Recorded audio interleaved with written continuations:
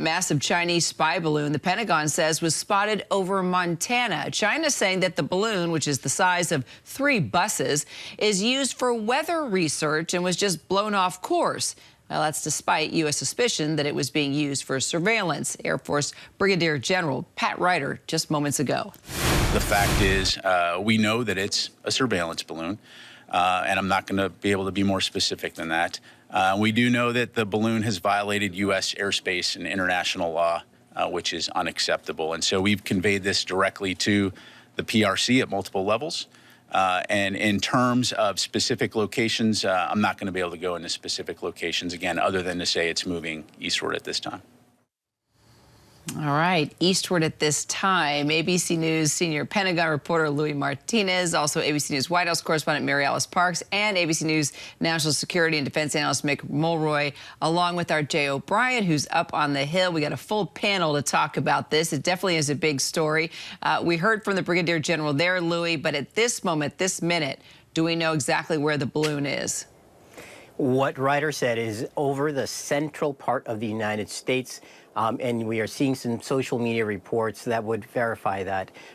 Reports that it might be over Missouri right now and heading in a southeasterly direction. But what's really important here is to remember that this is a situation that we've not seen before. You heard General Ryder talk about previous instances where this has occurred, but he gave few details, and here's what he had to say about that. You said that this is the first time this isn't the first time we've seen a balloon fly over the continental U.S. In the past, has it flown over other sensitive areas, such as military bases? You haven't been very specific. It's just the continental U.S. Yeah, no, I appreciate it. I haven't been very specific because that information is classified, and I'm just not going to be able to talk about it. And that is exactly the situation that we find ourselves. There's a lot of information that is classified about the situation. We've heard a lot of new details today, 60,000 feet in altitude above those commercial airlanes, that it's on an eastward trajectory, going to be traversing over the United States for the next couple of days. But when we ask, what is it carrying? We don't get an official answer, but ABC News has been told it is carrying photographic equipment. The question is then, why are you doing that if you're China when you have satellites that have comparable photographic equipment for reconnaissance purposes? But officials here continue to track it. They say that the security of the United States is paramount and the security of the population, because in case this risk calculus changes, that's why they say the United States has all options on the table. They had an option to take it down. President Biden agreed with his military commanders that it didn't make sense because this is a large balloon. You're seeing there that large globe, the white, but underneath it, there's a basket or a bin of payload. It's carrying technology that is as large as 3 buses. That's really large. So, Mick, why not just guide it down? Is there any way our military, if it went off course, right, could somehow guide it down by air and then be able to take it apart and see what's in there and what they have? Or is that too risky, or do we not have the capability to do that? So, Kira, I do think we have the capability to do that. There is a legitimate concern they could injure somebody on the ground or kill them if we just brought it down without control. But I do think we do have the ability to do that. We can look for areas that are somewhat isolated to reduce that. I do think the longer this stays over the United States, and we now know that it has the ability to steer its stealth and to logger in certain areas, the more pressure, I think, will be on the military to find out exactly what's in it. We have an idea, as Louis said, photographic collection devices, but we don't know. We won't know unless we look inside of it. And quite frankly, the Chinese saying that it's a weather balloon is unsensical. And it does give us the ability to say, okay, well, then you shouldn't have a problem with us bringing it down and we'll return it to you.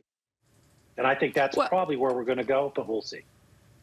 Yeah, and it's in our airspace, so we have every right to do that, right? And you live there in Montana. I'm just curious, were you able to see it? Did you track it before it started headed to, Louis says, possibly now it's in Missouri? So it was definitely a large topic of discussion here in Montana. A lot of people going outside and looking up in the air. A lot of discussions at the saloons last night on what they would do if they had the opportunity to take it down. But now it's gone from here and it's over Missouri. And I think it's really important that the United States understand what it is that the Chinese are doing and what they are doing when it comes to collection, because it could be more than just imagery. It could be signals intelligence. It could be collecting on U.S. cell phones. I don't know, and I don't know that we know. Until we take it down, I don't think we will. Okay, Mary Alice, at this point, President Biden has decided against military options because of the risk to civilians. Mick just confirmed that as well. Can we get anything else from the White House, or have you been able to get anything else from the White House, or is this sort of a wait and see at this moment? That feels like a lot of wait and see, Kira. The White House has said that the president is continuing to get updates, regular updates. He's been briefed on this. They will continue to be briefed on this. And they are making a point of saying that they are in touch with Hill leadership, too. Just a moment ago, a White House official told me that the State Department and the DOD briefed Hill leadership and staff from the National Security Committees up on the Hill, and that they have been doing that, actually, they say, for quite a while because, like they say, this isn't the first time there's been a Chinese balloon like this over U.S. territory, and they say this is something they've been communicating to Hill staff for a while. The White House also pointing out that this even happened in the last administration. But beyond that, the White House saying that the president continues to put the safety and security of Americans first, and that he will continue to monitor this and weigh all options like we've been talking about. So, Jay, what are lawmakers up on the Hill saying about all this?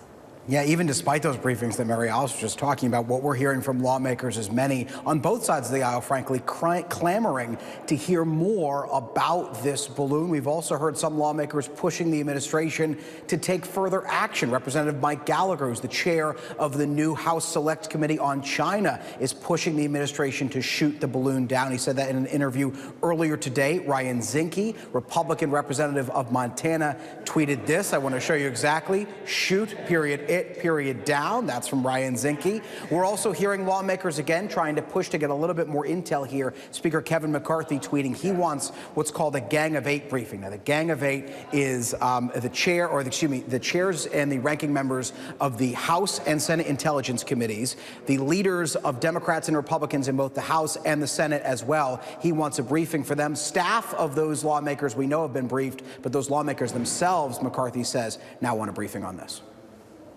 All right. Well, follow all the briefings, all the tracking. We're on top of it. Louis, Mary Alice, Jay, Mick, thanks, guys, so much. Hi, everyone. George Stephanopoulos here. Thanks for checking out the ABC News YouTube channel. If you'd like to get more videos, show highlights, and watch live event coverage, click on the right over here to subscribe to our channel. And don't forget to download the ABC News app for breaking news alerts. Thanks for watching.